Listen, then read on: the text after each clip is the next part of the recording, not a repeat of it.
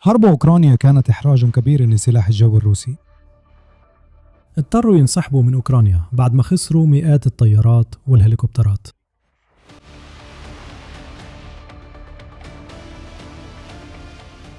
سلاح الجو ده بقى مضطر يهاجم من وراء الخطوط. حتى أفضل طيارة مقاتلة عند روسيا سو 57 ما كانش لها أي تأثير فعلي في القتال. يعني أوكرانيا كان عندها تحدي كبير قدامها، إزاي تقدر تدمر SU 57 وهي جوا روسيا؟ الإجابة كانت بحيلة عبقرية خلت روسيا تسقط طيارتها المقاتلة بنفسها زي حصان طروادة دلوقتي. الحيلة دي خلت الدفاعات الجوية الروسية تضرب الحاجة اللي كان المفروض ما تضربش. أما بالنسبة لطائرة سو 57 خلينا نقول بس إنها ما بقتش بتطير تاني. التقارير الأولية كانت غامضة. في 23 يوليو قالت يوروميد بريس إن طيارة مقاتلة روسية، وبعد كده تم الإبلاغ عنها وتأكيد إنها SU 57 تحطمت في مقاطعة موسكو.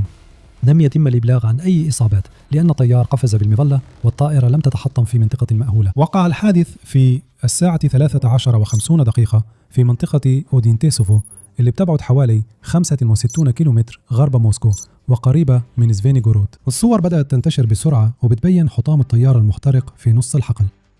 روسيا فضلت ساكتة. كل اللي قالوه إن طيارة تدريب قتالية وقعت أثناء محاولة إقلاع، وإن الطيار قفز بالمظلة وما فيش أي أضرار تبلغ عنها على الأرض. وبعدها ظهرت ادعاءات بوجود عطل فني في الطيارة، وده اللي اضطرها للوقوع. وكمان لجنة التحقيقات الروسية فتحت قضية جنائية بسبب مخالفات تجهيز الرحلات وقوانين الطيران أثناء الرحلة. SU 57 اللي وقعت كانت حالة مثيرة. يبدو أنه كان متمركز في قاعدة كوبيانكا الجوية الأقرب لسفينيغورود، وبتبعد حوالي 30 كيلومتر جنوب غرب البلدة. روسيا بتستعمل القاعدة دي في التقييم والعروض الجوية، وهي مقر لفريق سوفتس والفرسان الروس. من القاعدة دي روسيا بتحب تستعرض المقاتلة اللي بتقول إنها من الجيل الخامس، وكمان بتجري اختبارات هناك. أغلب طائرات سو 57 مش قريبة من القاعدة دي. تم نقلهم لقاعدة ديونج الجوية في أقصى شرق روسيا على بعد حوالي 5000 كيلومتر من خطوط قتال أوكرانيا. ده لوحده مهين لروسيا. روسيا اضطرت تبعد أقوى طيارة مقاتلة عن أوكرانيا عشان خايفة من الدرونز. دلوقتي روسيا خسرت واحدة من طيارات سو 57 القليلة اللي في مدى أوكرانيا.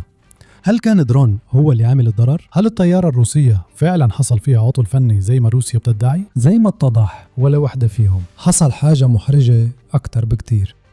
حادثة نيران صديقة وعليها بصمات أوكرانيا بشكل واضح. الإشاعات انتشرت بسرعة بعدها. الإشاعات دي كانت بتناقض ادعاء روسيا إنه عطل فني في واحدة من أحدث الطيارات المقاتلة هو اللي أسقط السو 57 قرب موسكو. وأوكرانيا ما بدأتش. الإشاعات دي المدونين العسكريين الروس كانوا من أوائل الناس شككوا في رواية وزارة الدفاع الروسية. المدون رومانوف كان من أوائل اللي سألوا إيه اللي حصل فعلا. نشر على تليجرام صورة الطيارة اللي اتسقطت. لازم نسأل طاقم الدفاع الجوي في باز موسكو شوية أسئلة. مدون عسكري تاني اسمه أروزماب قال بصراحة إن السو 57 اضطربت بنيران الدفاع الجوي الروسي نفسه، متكهن علنيا إن اللي عمل كده ممكن يكون طاقم استخدم قاذف صواريخ محمول على الكتف. الموضوع بدأ يتعقد أكتر. مع بداية طرح الأسئلة المدونين العسكريين الروس قالوا إن روسيا عندها مشكلة كبيرة، ممكن يكون حصل حادث نيران صديقة وتسجن، وده سيء. هيبقى أسوأ لو سحبوا السو 57 اللي قريبة من موسكو. ده هيبقى كابوس لدفاعات المدينة، وكمان الدفاعات الجوية التقليدية ما ينفعش تتسحب هي كمان. خسارتهم هتخلي موسكو مكشوفة، والمدينة دي مع الأراضي اللي حواليها هي عندها مشاكل كتير بسبب هجمات الطيارات المسيرة الأوكرانية الأخيرة. الإشاعات دي خلت الناس تركز على دفاعات باز موسكو الجوية. بحسب ايروسبيس جلوبال نيوز، باز معناها الاحتياطي القتالي للجيش، يعني روسيا بتستعين بالاحتياطيين لتشغيل دفاعاتها الجوية. ميليشيات خاصة ومتطوعين مدنيين كانوا شغالين حوالين موسكو، ومعظمهم معاهم أنظمة دفاع جوي محمولة على الكتف أو ما يعرف بمانبادز عشان يضربوا الطيارات المسيرة اللي بتطير على ارتفاع منخفض. في نقطة تانية في القصة، خسارة روسيا لطائرة سو 57 بدأت كعطل فني، لكن بعدين اتقال إنه جندي احتياطي أسقطها بصاروخ مانبادز، واتضح إن باز موسكو كان له دور في الموضوع. بس الموضوع أكبر من جندي احتياطي خايف ضرب نار على سو 57. اللي ظهر في الأول كعطل أو خطأ هو في الحقيقة أمر أخطر يقلق بوتين وشلته. اللي حصل في اودينتسوفو ما كانش كده، دي كانت عملية استيلاء. أوكرانيا سيطرت على دفاعات روسيا الجوية زي حصان طروادة اللي دخل من غير ما حد يحس، وبعدين استعملوها ضد واحدة من أثمن الطائرات المقاتلة في ترسانة روسيا. ممكن يكون الدفاع الجوي الروسي هو اللي أسقط السو 57، لكن أوكرانيا استهدفتها. ده حسب انفورمنابون. القناة دي على تليجرام متخصصة في التحليل والتحقيق العسكري، وبتستخدم استخبارات بشرية وسيبرانية ومفتوحة المصدر عشان تكشف الواقع في العمليات العسكرية. بتقول إن ده ما كانش خطأ روسي خالص، بالعكس. أوكرانيا عملت خدعة ذكية ضد روسيا، استخدمت مجموعة هاكرز صغيرة لتنفيذ المهمة، ونتيجة لتأثير معرفي معقد وابتكار سيبراني بقى ممكن التأثير على عمل طاقم الدفاع الجوي لتشكيلة باز موسكو وتحويل دائرة الدفاع الجوي الروسي لأداة لهزيمة طائراتهم بنفسهم. القناة أبلغت بكده. بعد كده كان في تحليل شيق عن اللي حصل لطائرة SU 57 الروسية. انفورم نابال بيقول إنه القصة فعليا بتبدأ 17 يوليو. اليوم ده القناة أعلنت إنها بتشتغل على مجموعة جديدة من المواد تم اعتراضها من المحتلين الروس، ومن ضمن المواد دي كان في فيديوهات مباشرة لميدان التدريب نفسه اللي أقلعت منه الطيارة سو 57 المنكوبة، وكشفت إنه روسيا كانت بتدرب طاقم باز موسكو على اعتراض الطيارات المسيرة الأوكرانية بعيدة المدى. انفورمنابول ما احتفظتش بالمواد اللي تم اعتراضها، نقلت المواد دي مع مذكرة تحليلية للوحدات المعنية في قوات الدفاع الأوكرانية. المذكرة دي وثيقة بتعرض بيانات عن إجراءات تدريب الأفراد اللي كانت روسيا معتمدها، وكمان خوارزميات القتال، وكمان الأجهزة والبرمجيات اللي بيستخدموها، وكمان الثغرات المحتملة في نظام باز موسكو للدفاع الجوي. بمعنى تاني، انفورنابال مسلم مفاتيح الدخول لقاعدة كوبينكا الجوية. أوكرانيا بدأت تستخدم المفاتيح دي لفتح دفاعات القاعدة الجوية. المعلومات اللي اتجمعت ما كانتش بس علشان يراقبوا العدو، تم اكتشاف طرق سمحت بالتأثير على عمل واحدة من وحدات باز موسكو واستخدام النظام اللي الروس أنشأوه ضد هدف الروسي، أفاد انفورم نابان. بعد شوية طيارة سو 57 وقعت في حقل جنب القاعدة، الضحية لنيران صديقة اللي شكلها كانت بسبب هاكرز أوكرانيين سيطروا على نظام دفاع جوي المفروض انه بيحمي موسكو. دي كانت مشكلة تقنية فعلا، بس كانت مشكلة موسكو مش هتعلن عنها في اي وقت قريب. السو 57 كانت بتطير كويس، الدفاعات الجوية اللي كان المفروض تحمي الطيارة وكل اللي حواليها هي اللي حصل فيها خلل. روسيا خسرت طيارة بتتكلف تقريبا حوالي 100 مليون دولار عشان ما قدرتش تحمي أنظمتها السيبرانية من الهاكرز الأوكرانيين. الهاكرز دول لقوا طريقة يدخلوا بيها، هم لعبوا في نظام باز موسكو، وفي لحظة أحسن طيارة مقاتلة في روسيا اتصابت. دي القصة الحقيقية هنا كمان الأمور بتبقى شيقة. المشكلة الحقيقية لروسيا في حماية أنظمتها السيبرانية من الهاكرز الأوكرانيين وراها مشكلة أكبر بكتير، مشكلة بتكشف قد إيه سلاح الجو الروسي ضعيف فعلا، وبتوضح الحقيقة اللي ورا اللي بوتين كان بيقول عليه إنه أفضل طيارة مقاتلة في العالم. قبل التفاصيل أحب أفكرك إنك تتفرج على البرنامج العسكري، إحنا بنكشف القصص ورا الأخبار الرئيسية. لو بتستفيد من القناة اتأكد إنك تشترك وتفعل الإشعارات عشان تقدر تشوف باقي فيديوهاتنا أول ما تنزل. نبدأ بطائرات روسيا اللي اتدمرت. في طيارات كتير جدا اتدمرت.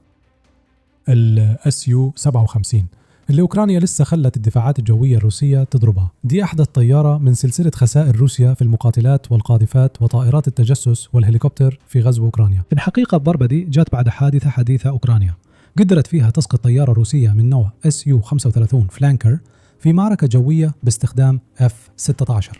المفروض إن ده ما ينفعش يحصل، المفروض SU 35 تتغلب على F-16 في مواجهة مباشرة، بس فشلت. واضح ان ادعاءات روسيا عن طياراتها المقاتلة ما تثبتش في القتال الحقيقي. هنتكلم عن ده اكتر في سياق SU 57 بعدين. حسب وزارة المالية الأوكرانية روسيا خسرت دلوقتي 439 طيارة و354 هليكوبتر من ساعة ما بوتين بدأ غزو. لو بتسأل ليه روسيا ما استخدمتش قوتها جوية كبيرة، اللي حسب تقارير جلوبال فاير باور عندها 4237 طيارة ومعدة جوية، ومنهم 2754 جاهزين للقتال. يبقى ده هو جوابك. أوكرانيا لسه بتسقط طيارات ومعدات جوية روسية كتير، سواء في أوكرانيا أو مستخبيين في روسيا. السو 57 اللي بتتحرق دلوقتي في حقل موسكو مش أول وحدة روسيا خسرتها في الحرب دي. في يونيو 2024 أوكرانيا قدرت تصيب 2 منهم باستخدام طيارات درون في هجوم على قاعدة اختيوبينسك الجوية. في ربيع 2026 طيارات الدرون الأوكرانية وصلت قاعدة شاغول عند جبال الأورال، ودمرت كمان 2 تانيين من طيارات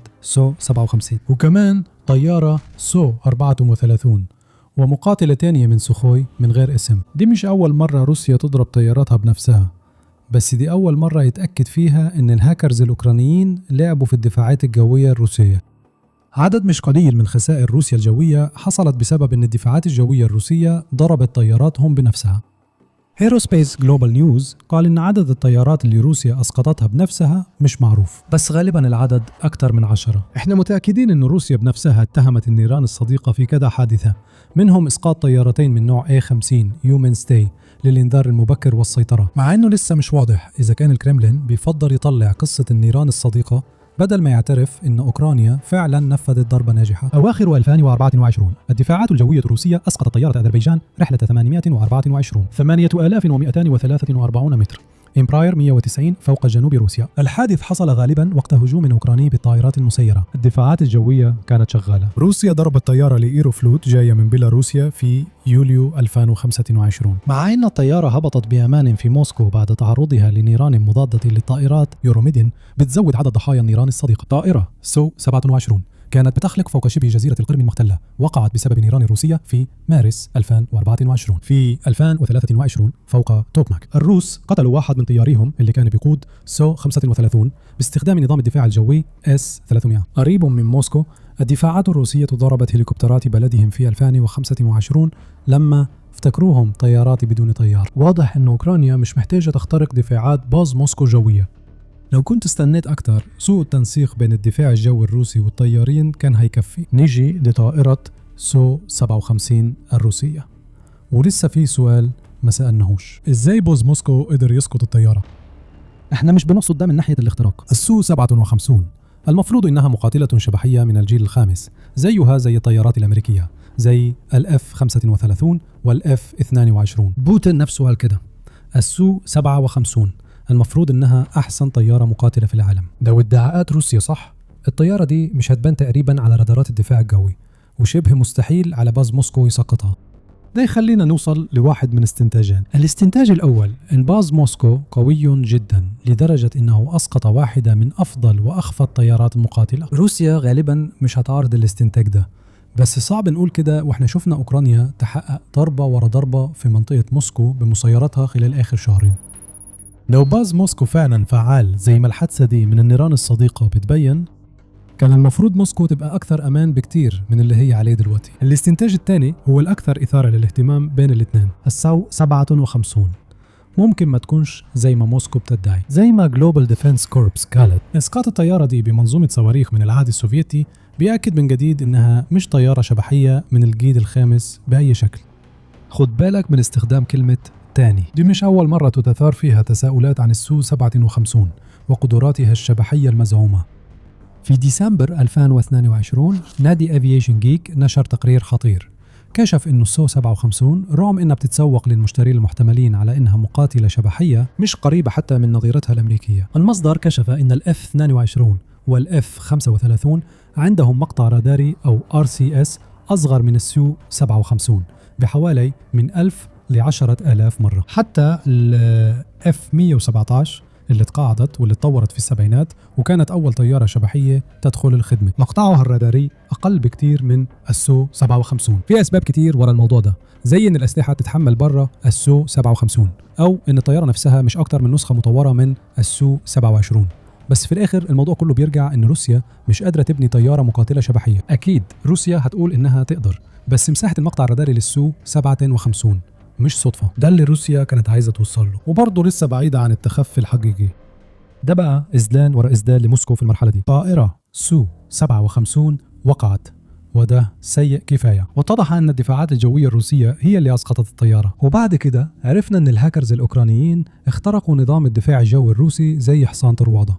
وكمان الطيارة سو 57 المفروض أصلا ما تتكشفش من نفس الدفاعات اللي أسقطتها. الطيارة المقاتلة لروسيا بتقول إنها الأحسن في العالم اتفضحت دلوقتي. روسيا هتلاقي صعوبة تعوض الطيارة المقاتلة اللي خسرتها. Global Defense Corps قال إنه من المعتقد إنه سلاح الجو الروسي ما عندوش غير حوالي 36 طيارة سو 57 في الخدمة، والكرملين كان بيعاني عشان يبني أكتر، وده غالبا بسبب العقوبات الغربية. روسيا كمان بتحاول تبيع سو 57، مع ان البيع الوحيد اللي اتسجل لحد دلوقتي كان للجزائر. مش هيبقى فيه مبيعات كتير تاني بعد اوكرانيا.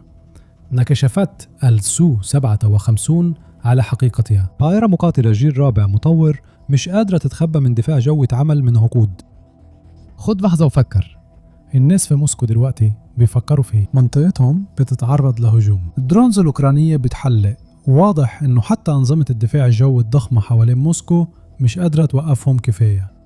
أوكرانيا ضربت منطقة موسكو كذا مرة في 2026، منهم هجوم في آخر يونيو استهدف مركز أقمار صناعية في الإقليم. درونز أوكرانيا كمان كانت بتهاجم شركة اسمها وايلد بيريز بشكل عنيف، اللي غالبا بيتقال عليها نسخة روسيا من أمازون، وعندهم شغل جانبي كويس في بيع الدرونز والمعدات العسكرية، وكمان مكونات بتستخدم في حاجات مدنية وعسكرية في نفس الوقت. سكان موسكو اللي بيستخدموا وايلد بيريز من المستهلكين اللي بيشتروا منتجات لأصحاب الأعمال اللي بيعتمدوا على الخدمة دي عشان يكسبوا فلوس، كلهم في حالة ذعر بعد ما المخازن اتحرقت ومليارات الدولارات من البضاعة راحت في الهواء. الناس اللي عايشين في موسكو كمان مش حاسين بأزمة الوقود اللي ضربة روسيا دلوقتي، وده بس لأن الوقود بيتحول من سيبيريا لموسكو حسب ما ذكرت رويترز. الحل الناقص ده مش هيطول قبل ما سكان موسكو يقفوا ساعات في طوابير البنزين زي باقي الشعب الروسي اللي مش عايش في مدينة بوتين المترفة، ودلوقتي بيتفرجوا على دفاعات موسكو الجوية وهي بتفشل، وبتوقع طيارات مقاتلة حديثة اللي بوتين قال إنها أحسن طيارات في العالم. يا ترى الناس دي بتفكر في إيه؟ الحرب اللي بوتين بدأها ما جاتش بس على بابهم، لكن بقى واضح أكتر وأكتر إن أوكرانيا بتزداد قوة. الدرونز بتثبت كده. أوكرانيا دلوقتي تقدر تخترق الدفاعات الجوية الروسية وتخليهم يضربوا معداتهم بنفسهم. ممكن ده يحصل تاني؟ ولو حصل أوكرانيا هتجبر الدفاعات تستهدف إيه بعدين؟ الأسئلة دي أكيد بتدور في دماغ سكان موسكو اللي بقوا شايفين أوضح من أي وقت فات حاميهم العظيم بوتين مش قادر يحميهم من أي حاجة، وده بالظبط اللي أوكرانيا عايزاه. انتشار دفاعات روسيا الجوية حوالين موسكو خدعة عبقرية، وده أدى لنتيجة مدمرة لطائرة سو 57. بس رسالة أوكرانيا مع حصان طروادة دي كانت أغلى بكتير. كل يوم حرب بوتين بتقرب أكتر وأكتر من بيوت الناس اللي عايشين في المدينة الوحيدة اللي كان المفروض محدش يقدر يمسها. هتستحملوا الموضوع ده لحد إمتى يا سكان موسكو؟